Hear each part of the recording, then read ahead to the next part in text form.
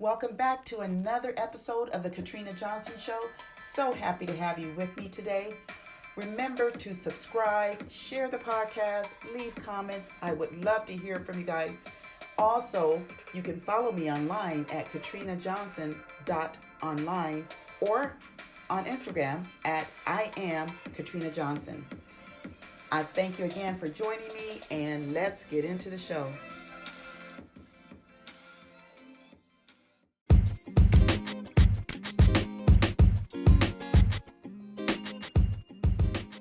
I want to take a moment to speak with you about BetterHelp, a sponsor of the Katrina Johnson Show. You know I'm big on inspiring people to live their best lives, but sometimes we need a little more than words of inspiration. When mental health interferes with your daily routine and lifestyle, you need someone to confide in that can help you with sorting through your emotions. That's exactly what BetterHelp is all about. It's professional therapy done securely online and is available to clients worldwide. With BetterHelp, you can get your needs assessed and be matched with your own licensed professional therapist.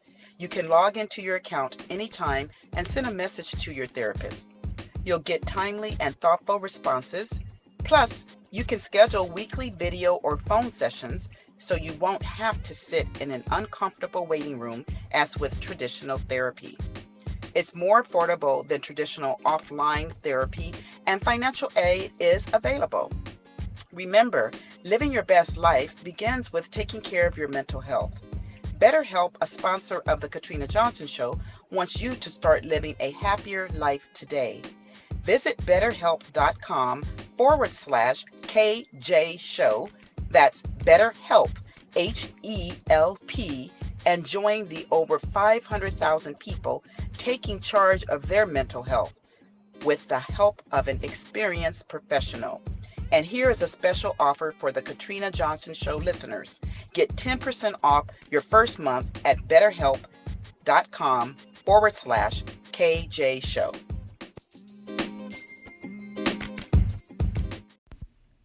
Welcome back to another episode of the Katrina Johnson Show. I'm so grateful that you've joined me. Today I have a special guest, Roland Long. He is the owner of a company called Seriously Focused LLC. His company provides lawn care, tree cutting, and handyman services. He is the father of two, a teenage boy and girl. Roland is currently pursuing his bachelor's degree in business administration from Colorado Technical University.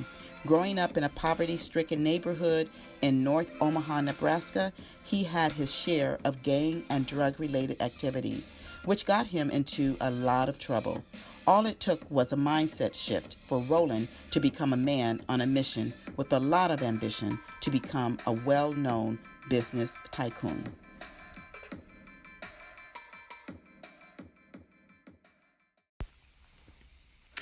So first off, I want to welcome you to my podcast show, Roland. I am so excited and happy to have you here today just to share your story and how you have changed your life around for a better life, because there's a lot of people out there that are struggling, and some people have no direction and which way to go, and they're so uninspired and so unmotivated. And so I think today having you on the show to share your experience and how you have made a complete turnaround with your life will inspire others. So thank you so much for showing up today, and I'm so excited to have you on the show again. Definitely, the feelings are mutual. Okay. I'm very excited to be on your podcast. I appreciate it, and it's a pleasure to talk on your podcast as well. Thank you. Thank you. All right. So I do know that you grew up in Nebraska, North Omaha, Nebraska. Tell us about what it was like in your neighborhood coming up in North Omaha, Nebraska. Yeah, I grew up like in the 80s. I was born in 1981, and it's around the time like where a lot of people had migrated there from California, and like it was like drug infested once it was like the late 80s, and every family was basically like affected from it. It was in our communities real tough, like the black communities. If you stayed in a low poverty area, period, which consists of like a lot of projects and the area also that I grew up in, but it was more considered like a middle class family area where I grew up at, but it still affected our areas because gangs hit real tough in the late 80s in Omaha, Nebraska. And some way, somehow, like, I had older siblings that got involved in that stuff, and it, like, just rubbed off on the younger siblings as well. So... Yeah, that's interesting. Go ahead. Go ahead. No, you go ahead. Okay. I started hanging around those crowds and got introduced to the gang life and the activities of selling drugs to make a better living for myself, because my father had 5 children, which he could basically like only pay for the bills and food and shelter. So there wasn't never really no money left over. So me and another one of my siblings felt like it was necessary for us to hustle and sell drugs at a young age. And then when we started getting into a lot of trouble, we realized this wasn't a life that was, you know what I'm saying, like destined for us, because my father or my grandfather never was involved in the street life, and we needed to be images of them. So it took us like a long... Yeah, go ahead. Go ahead. Finish up. It took us a long time to like really realize this, and until it was basically like almost too late. I see. Like my sibling that I was the closest to ended up catching a life sentence behind me getting shot at my back, and my brother was basically like in self-defense because a guy was shooting at him and he retaliated and he killed the guy. Wow. And it was like 2 different rival gangs. Wow. So I want to kind of stop there because you said a few things. Now, you said that it was your siblings that basically influenced you and the friend of yours to kind of get into that. I mean, that was your influence, yet your father and your grandfather, they didn't go that route. So you had 2 different influences, but you guys chose the one that you saw looked more promising in the way that you could make the quick money and try to help out, right? Yes. Okay. And then that's just interesting how we can be influenced in a negative way or positive way, and I always say it boils down to choices, right? Because you always had your father there to look at, and you knew he was a man that was not, into the drugs, yet you probably, I'm assuming, thought, okay, Dad is doing all he can, but I'm going to help Dad because I see what my siblings are doing is fast money or what have you. Is that kind of the way it looks? Did I paint the picture right? Yes, right. Definitely. I'm the youngest of 5, okay. So like the next 2 to me, I have a brother that's 2 years older than me, and that's the one with the life sentence. He's currently in Nebraska State Penitentiary. Wow. And he was influenced by one of our older brothers, which is 3 years older than him, and he's 5 years older than me. And he was deep off into gangs and selling drugs and stuff, so he really like influenced us to take that route. We was following his footsteps, and he didn't go as deep as us because, like, as soon as he got like in a little bit of trouble, he would just be scared, and we just kept on going full-fledged. And yeah. We the ones that really got injured and hurt in the long run. Right. So you mentioned this was like the late 80s, and you mentioned a lot of people were relocating from California. Now, that's interesting to me because I was raised, I was born in California and raised in Pasadena, California. And so I was speaking with a friend of mine a while back who was also from Pasadena, and he was sharing with me how much the gang violence was happening in Pasadena, California, as well as drugs. I'm living there and I didn't even realize it. But he knew of a lot of accounts of drug dealers. Some people I knew of, that I might have gone to school with or heard of, and also all of the gang violence that was going on. So I'm thinking this must have been something pretty big during the 80s, probably all over almost. And then it's interesting to hear that a lot of people are moving from California to your area. Yeah, definitely. Like when I was incarcerated in federal prison, like after I bumped my head so many times, I said, man, if I keep on doing this same stuff, I'm gonna end up here for the rest of my life. So I had like what they call an epiphany, right? And just visualized like my life going down the drain if I continued to be gang active and run around with people that didn't really have nothing going on positive in their life and didn't have a positive outlook on life.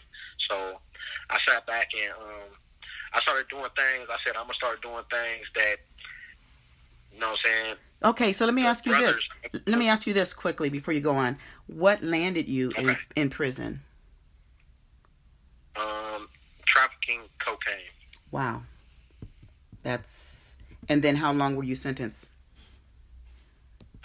I received 144 months and served 11 years on that 144 months. Wow. Okay. So that's what actually locked you up. And then how were you able to cope with being in prison for that long? I think you were probably getting into that, so let's talk about that.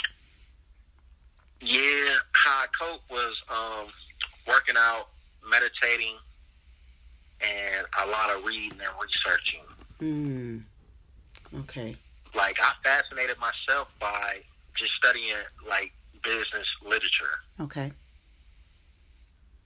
And so that really gave you another outlook? Yes. It took me in another direction. And, like, I had joined a group which is called Life Connections. Okay. In Leavenworth, Kansas City, when I was in federal prison. And it had a lot of beneficial things that came with joining this group, because it was a Christian, not really a Christian, just a biblical, like, belief group that you was in. It was all different type of dominations that had different beliefs, but basically everybody in the group was like Christian and just seeking a better life. Yes. So I joined that, and it came with, like, we would have to write essays and do motivational speaking in front of the whole group. They also assigned us to mentors that would come visit us, because a lot of the gentlemen that was in the program had been locked up either probably like anywhere from 5 years or better. Okay. And when you're locked up that long, you know what I'm saying, you lose touch with family. Yes. And yes, I can imagine. You really become a lost soul. Wow. So this group that you were a part of was a part of your coping mechanism as well, right? You were able to... Yeah. Okay. And so were you in that group the entire... until you were released from prison? Yes. Okay. Yes. I was in the group like 18 months. It takes 18 months to graduate it. Okay, so they had a graduation program. Yes. Okay.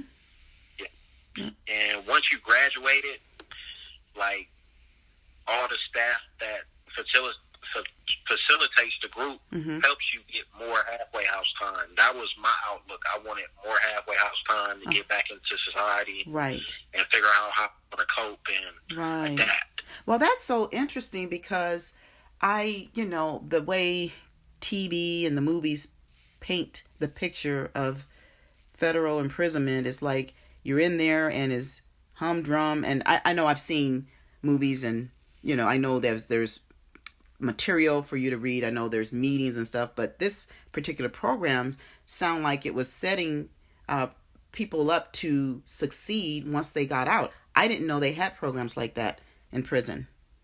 That's quite interesting. So why do you think, I'm sure not everybody took that position to go into the meetings and to make it work for them like you did. And so why do you think some people will, like yourself, take advantage of that and some won't? Because I'm sure you probably knew some other inmates that wasn't interested in it. I believe like a lot of people don't realize the importance of change. Some people be stagnated and just content with the way they live, you know what I'm saying, in and out of jail and right. calling their family, being a burden to them, asking them for money for unnecessary things that they really don't need. Everything pretty provided for you in prison. You get a job, you can basically make it off of, you know what I'm saying, your job to a certain extent, like buying your hygiene products and probably a little necessary, like commissary items like coffee. Who knows? Depending on what type of job you have. Right. But, so some people just get a fixed mindset, I'd say, right? They just are not looking to grow. So that's wherever you go. And so it's a matter of a person. Again, I go back to making a decision because we have choices every day. And what a lot of people don't recognize is that they are responsible for their own decisions and they can't blame anybody else and they have to make the change themselves, you know? So it sounds like you decided enough is enough. I see an opportunity so that when I get out, I can do better for myself. And I commend you for that. So you did say that a lot of people don't want to change. So share with us your miracle story of how your mindset changed from negative to positive. And I know you've done a little bit of that at the beginning as we started talking. But what was it that really shifted you from someone that grew up and decided they were going to sell drugs and, you know, go that route to now you've done a 360, right? So talk to us about what it did. Yes, what happened, what shifted your mind? I remember calling home one day and my son was 9 years old. I'll never forget it. And I felt so crushed. And said, Dad, we ain't got no cereal. And I went to my room and cried. And I wanted to lash out at the mother of my child, but I said no, because I should be there. Yeah. You know what I'm saying? It's not all fully her responsibility, but here it is, you know what I'm saying? I have a very supportive family and very well off. Everybody's educated. Pretty much everyone owns businesses that's very successful. Wow. And the thing she had to do was just reach out and make a phone call, and my son could have had some cereal. Yes. But that was like my turning point right there. I said, man, I got to go home and really be a father figure and be totally a part of my son's life. Wow, that's great. That's amazing. And our children will do that for us. If no one else can turn the lights on in our heads or, you know, make us think different, it's usually our children. They can do that. So that's great. So now, speaking about being released from prison after going through a program like the one you were in and having the mindset that you had allowed yourself to take on, why do you think that some people are released from prison and they end up back in prison? Is it maybe because they didn't go through a program like you and succeeded that program? Or what are your thoughts about why some people, because you may personally know some people that have gone into jail or prison and then just to be back in there? Yeah, that would be like some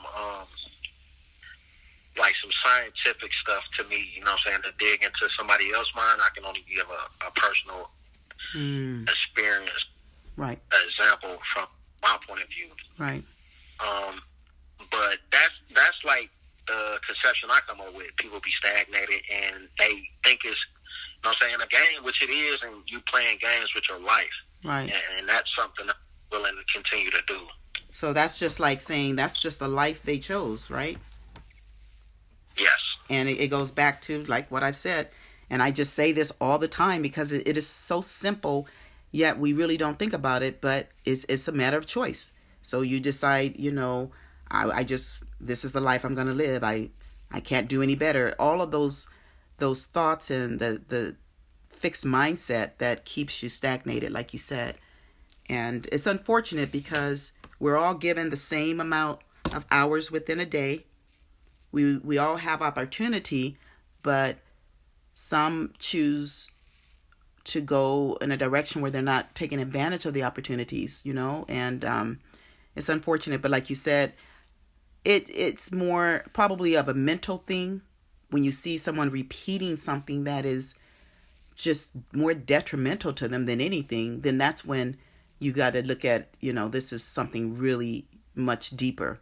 And that's one thing I've become to realize. I can post as many positive quotes and have my podcast and inspire people, right? But I'm not going to be able to touch everybody because some people need something a little deeper to, help them. Yeah. Because a lot of it is just mental, right? So, yes. And even mental illness, could play a very important part. So, yes. I'm just glad that you were able to, to make a change and that, now you have your children, to, because you have two, I forgot to mention that. Yes, you have two kids, right?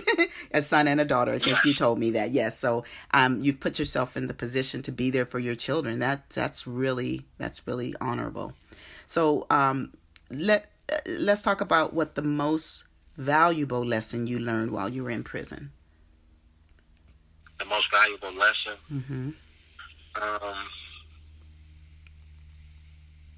I would have to say the most valuable lesson is really like realizing the importance of self-time, making self-investments. Like I would go to the library and just sit there for hours, and people would like just gravitate towards me because they like, man, you be in here for hours just reading and studying and writing things down. What are you doing? Wow. I said, man, I'm planning for my future. Okay. So Roland, what you were doing, yes, you were being an influence to others. Even doing that. So you told them you were planning for your future. Wow. Yeah, and they a lot of guys gravitated towards me because they seemed like I was intelligent, I was bright, I always spoke positively. Right. And just the things that I used to do, I used to like get into every program I possibly could just to gain a little bit more knowledge about, you know what I'm saying, legit hustles like real estate. We had formed a group where it was nothing but business oriented minded people and sit back, just feed off of other people's conceptions. Okay. Awesome. And, man, I met some great people in there. I met some horrible people. But bottom line was, you know what I'm saying, just being somebody that was valuable to someone else meant a lot to me. Right. So you found value in investing in yourself, in learning as much as you can learn and growing. And then at the same time, you were influencing others and adding value to their lives by your actions. Yes. Awesome. That's awesome. So we know that you have your own business now, and you're pursuing your bachelor's degree. And so what inspired you to go into business, and talk to us a little bit about that business and to pursue your bachelor's degree? How did that path start? Well, while I was incarcerated, I did a lot of research on like the benefits of being a business owner, like all the tax deductible things you can take out of your taxes, and just basically like living a free life, you know. And it was inspiring to me when I read about the things that Bill Gates was doing and Warren Buffett, on how they started off small, but they had big dreams. They just kept on pushing. So, and also like what really inspired me was my oldest brother. He owns a software company. Okay. And he started off small. I think he started off with probably like $50K, and man, he does real big numbers now. He has 100 employees, and it all formed from just an idea, you know. And 20 years later, he's a millionaire. Wow, that's something. So yeah. I mean, so people like that. Yeah, go ahead. And the dreams that he spoke upon, you know what I'm saying? Like, I remember 25 years ago, he's living that dream right now. So he's very inspiring to me, man. And I just sincerely, I thank God every day for him. If I didn't have a brother like I got right now, I wouldn't be where I'm at. Wow, that's a beautiful thing. And I think people don't realize that we're limitless to what we can do. You know, as long as we believe and we have a dream and we put some work to it, it can be achieved. You know, we can do whatever we want to. And that's definitely an inspiring story, and your brother was able to inspire you just by him doing. So your business is what? The name of my business is Seriously Focused. Mm-hmm. And how did you come up with that name? That's interesting to me. I came up with the name because I knew that's what it would take for me to keep my freedom, to keep my liberty. Wow. That says it all. Seriously Focused, LLC. Yeah. I love it. And so what is your business? What do you guys do? I specialize in lawn care, landscaping, demos, like tearing down walls, replacing walls, tree cutting, hauling stuff, yard cleanups. All that heavy work. All Yes. the heavy duty work. Yes. Okay. Wow. And even like during the pandemic, which is still going on, I've been able to like attract a lot of customers, a lot of clients that's very loyal and always come back because they like my passion for my company. Awesome. Wow. Yes, that's very important when you have repeated customers. That says a lot because you're doing a good service. You know, you're giving the clients or the customers what they want. That's very key. And whenever they come back, I mean, that's your proof that you're doing a good job. And then they refer people to you as well. So, and you're located where? Because currently I'm in Des Moines, Iowa. Okay, so that's where most of your business is done, right? Or do you go outside of that area? Yes. Okay. No, I don't. Okay, so just for your local area, great. But I just think I am very, very touched and inspired by your story because, you know, like we were saying earlier, it doesn't end like that for everybody because they have the fixed mindset and they just rather take life as it is, you know, stay in the jail system or whatever. And let's not even talk about being in jail or in prison. Just everyday people that are maybe struggling with drugs or alcoholism or whatever, and they can't seem to get their life together because they don't have any hope, no belief, they just don't have the desire. I'm hoping that, you know, stories like this is my goal, that stories like this will inspire people to have hope, to dream, to make change, you know, because I'm a true believer that you're never too old to do anything. And again, everything is limitless. It's just a mindset. It's What do you really want, And you decided what you really wanted and made that 360-degree change. And that's very inspiring. I really appreciate you sharing your story. Definitely. I appreciate for you letting me, allowing me to be on your podcast. It's a blessing. Yes. And so, closing here, what words of inspiration would you like to share with the listeners who may be struggling with a negative mindset or going down the wrong path in life? Some inspiring words. I would just want to say it's like waking up with Folgers in your cup. People need to change and realize if it's easy in life, it ain't right. Right. Absolutely. Everyone that I've known that's been successful, it's been a struggle. It's been hard. But at the road, it's been very worth their time.